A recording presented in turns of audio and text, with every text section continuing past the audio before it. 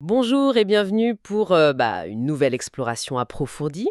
Aujourd'hui, on va plonger dans la vie et l'œuvre d'un artiste marquant, Cheikh Mouidjo. Mouché Attias, de son vrai nom, né à Meknès en 1937. Il nous a quittés il y a quelques années, une vraie figure de la musique judéo-marocaine. Alors, pour en parler, on s'est appuyé sur pas mal de choses, des articles, des études bien sûr, mais aussi, ce qui est touchant, ce sont les commentaires des gens qui l'écoutent encore et toujours. Et puis des textes sur l'histoire, la culture judéo-marocaine. C'est riche. Notre but aujourd'hui, essayer de comprendre l'héritage de Mouidjo, son style si particulier, le malron, avec cette saveur de Meknès, et puis le contexte culturel autour. On écoutera des extraits évidemment. Bon, alors, on y va? On décortique tout ça? Commençons par le commencement, ses racines. Cheikh Mouidjo, Moshe Attias donc, né à Meknès, 1937, disparu fin des années 2010, début 2020. On dit souvent que c'est un pilier, un incontournable de cette musique judéo-marocaine. Ah oui, absolument. Et pour bien comprendre l'artiste, faut imaginer un peu Meknès à cette époque-là. La communauté juive. C'était très vivant, très intégré à la vie marocaine, mais avec des spécificités fortes. La langue, par exemple, un mélange de darija, de judéo-arabe, parfois même un peu de berbère. Et puis, les traditions propres, la vie dans les Mélars, ces quartiers juifs de Meknès. Il y avait vraiment une culture meknassiée, juive et marocaine, très affirmée. Et ça, cette identité meknassier, ça s'entend dans sa musique, j'imagine. Le meloun, c'est son style principal, c'est ça? Vous pouvez nous en dire plus? Oui, le malhoun, c'est un genre poétique et musical très ancré au Maroc. C'est chanté en darija. Souvent, ce sont de longues poésies, les qasidas, qui racontent des histoires, des scènes de vie, des émotions. Musicalement, c'est assez codifié, avec des modes, des rythmes traditionnels. Mais ce qui est fort chez Mouidjo, c'est son interprétation. Il y mettait une spontanéité, une chaleur, presque une gouaille très personnelle, très meknassier justement. Oui, cet accent meknassi, on le voit partout dans les commentaires. C'est incroyable comme ça revient. C'est plus qu'un accent, on dirait une signature, une preuve d'authenticité. C'est là que ça devient vraiment intéressant. Exactement. C'est un marqueur identitaire très fort. Et puis, pour parler de sa carrière, il faut absolument mentionner Coliphone, Coliphone, oui. le label des frères Azoulay, eux aussi originaires du Maroc. Ils se sont installés à Jaffa dans les années 50 et dans les années 70, ils ont vraiment lancé Cher Mouidjo. Mais Coliphone, c'était plus qu'une maison de disques en fait. C'était presque un acte de résistance culturelle, si on peut dire. Ah oui, hein. Comment ça? Bête. À cette époque en Israël, l'establishment culturel, très ashkénaze, avait tendance comment dire, à ignorer, voire à mépriser la culture des Juifs venus des pays arabes, les Mizraïm. On était en plein melting pot, il fallait devenir le nouvel Israélien, et ça passait souvent par l'effacement des cultures d'origine. Coliphone, eux, ils ont enregistré et diffusé cette musique arabe, nord-africaine, chantée par des artistes juifs comme Joe Amar, Sami El Maghrebi, Zora El Fassia et Miwijo. Ils ont permis à ces voix de continuer à exister, de trouver leur public. C'est essentiel. Miwijo est devenu un symbole de cette mémoire vivante grâce à eux en partie. C'est passionnant. Venons-en aux chansons. On ne peut pas parler de Mouidjo sans parler de Tangiya. Dans les commentaires, c'est génial, culte. C'est une chanson pleine d'humour, de nostalgie aussi, qui parle de la vie quotidienne et surtout de la cuisine marocaine. Allez, on écoute un petit bout. Ah, Tangia. C'est formidable parce que, oui, ça parle de ce plat typique de Marrakech, cuit lentement dans les cendres du hammam. Mais au-delà de la recette, c'est tout un art de vivre marocain qu'il dépeint. La convivialité, le partage, les odeurs, les saveurs, tout y est. C'est du melroun pur jus, mais accessible, populaire.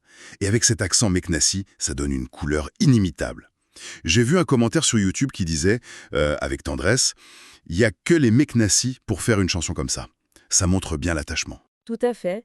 C'est un concentré de culture. Mais il n'y a pas que Tanja. Les sources parlent aussi de son album Aroussiat pour les mariages. Et puis d'autres titres que les fans recherchent. Gouloulifine, Aïbadala. Certains cherchent même des raretés, comme Oman el-Harbouti ou une chanson sur le tafilalet. A tafilalt bled Sahra, ya bled Nakhla ou Tamra.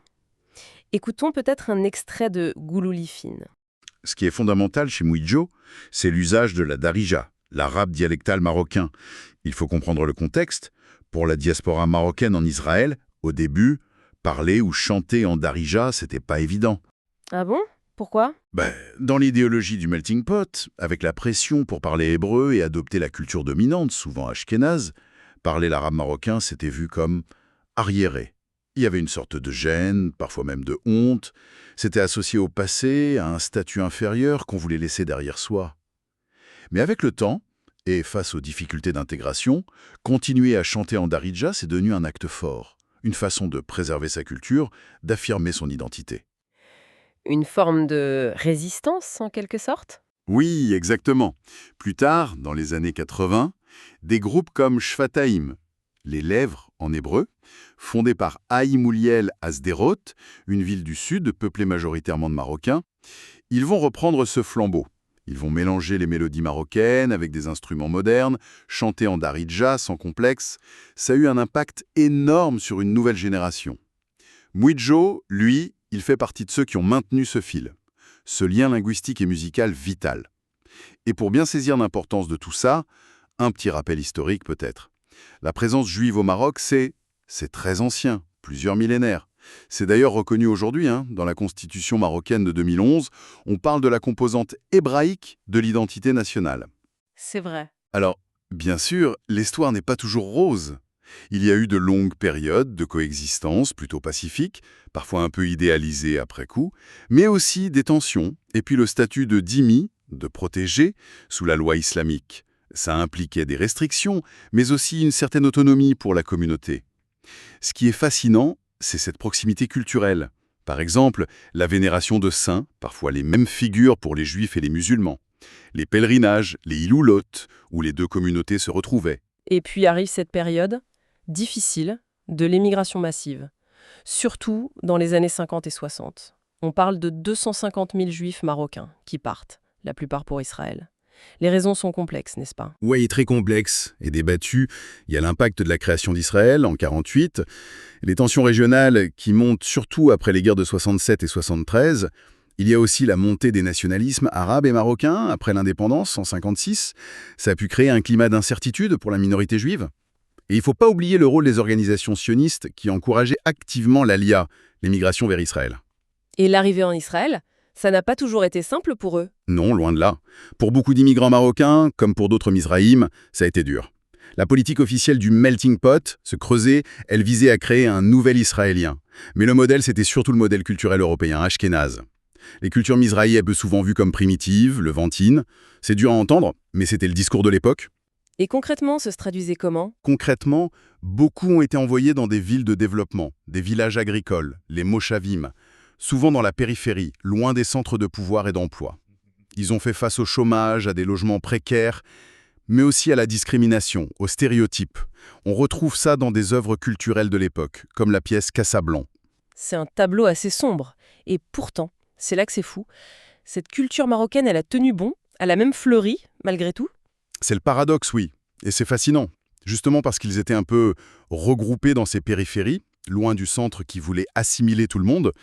Les communautés marocaines ont pu peut-être plus facilement préserver leurs pratiques. Ah, d'accord. La langue, la darija, on continuait à la parler à la maison, dans le quartier.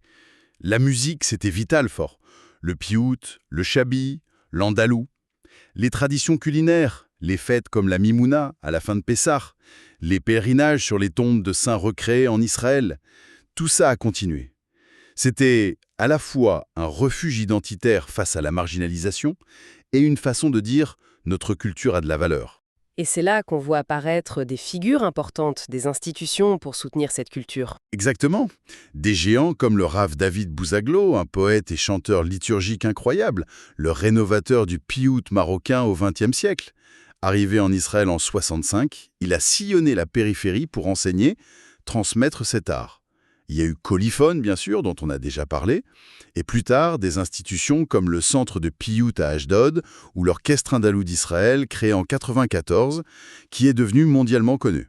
Même le théâtre en darija a eu son moment, surtout à partir des années 80-2000, souvent avec humour et émotion, ça parlait des défis d'intégration. Et Cheikh Moudio, alors, comment il se situe dans tout ça, son travail? Il est au cœur de cette histoire. Il est de cette génération d'artistes qui, même après avoir quitté le Maroc, ont continué à créer dans leur langue, leur style, enracinés dans leur culture d'origine. En chantant le melhoun en darija, avec son accent de Meknès, Mouidjo maintenait ce lien culturel, affectif très puissant avec le Maroc. Pour lui, et pour son public en Israël et ailleurs. Il faut ajouter une chose, l'amélioration des relations Maroc-Israël, qui a commencé dès les années 80-62. Le roi avait encouragé les Juifs d'origine marocaine à revenir visiter le pays. Ces fameux voyages « Retour aux sources », Shorachim, ça a énormément nourri ce lien pour les générations suivantes. Ça a renforcé cette connexion que des artistes comme Mouidjo maintenaient vivante. Oui, et cet attachement, on le ressent vraiment fort dans les commentaires sur ses chansons. C'est impressionnant. Monument, génie, légende, le plus iconique des artistes marocains. Les mots sont forts. On sent que son art est vu comme un trésor, quelque chose d'authentiquement marocain, qui dépasse même les appartenances religieuses. Tout à fait. Sa musique touche beaucoup de cordes sensibles. La nostalgie du Maroc d'avant, bien sûr. Cet art de vivre, cette ambiance, ces saveurs qu'il évoque si bien. L'humour aussi, surtout dans Tandja, ça plaît beaucoup. Cette façon de rire des petites choses. C'est une connexion directe aux racines, une fierté culturelle, juive et marocaine, les deux à la fois. Et l'accent meknassi, pour ceux qui connaissent, c'est la touche finale, un voyage immédiat. J'ai vu un commentaire en hébreu qui disait en substance « Même si je comprends pas tout, ça remplit l'âme de nostalgie, ça nous ramène à nos racines ». C'est très parlant, non? C'est très parlant, oui. Mais au milieu de tous ces éloges, il y a parfois une petite note de regret qui revient. Certains semblent déplorer qu'on ne l'entende pas plus dans les médias marocains aujourd'hui. J'ai lu un commentaire du genre « Je m'étonne que les médias marocains ne diffusent pas cet art authentique. Ils passent des futilités et oublient l'authenticité. » C'est un sentiment qui semble exister. C'est une remarque intéressante. Ça pose la question de la place de cet héritage judéo-marocain dans le paysage médiatique et culturel marocain actuel. Il y a sans doute des choses qui sont faites, mais peut-être pas encore à la hauteur de ce que ces artistes représentent pour beaucoup, historiquement et affectivement. Mais quoi qu'il en soit, la contribution de Cheikh Mouidjo, elle est là, elle est durable. Il n'a pas juste préservé le melhoun, il l'a enrichi avec sa verve, son humour, sa sensibilité propre. Il a laissé une marque profonde sur la musique judéo-marocaine et même sur la musique populaire marocaine en général. Son parcours, son œuvre, c'est un témoignage incroyable de la richesse culturelle qui est née de cette longue histoire de coexistence au Maroc. Une richesse qui a su voyager, s'adapter et continuer à toucher les gens, malgré les ruptures de l'histoire. Si on essaye de résumer un peu notre discussion, Cheikh Mouidjo, c'est donc bien plus qu'un chanteur. C'est une voix unique du melhoun, très attachée à Meknès, sa ville. Son parcours, sa musique, ça raconte vraiment l'histoire complexe de la diaspora marocaine, surtout en Israël. Un mélange constant d'humour, de nostalgie et de fierté culturelle. Alors qu'est-ce qu'on en retient finalement?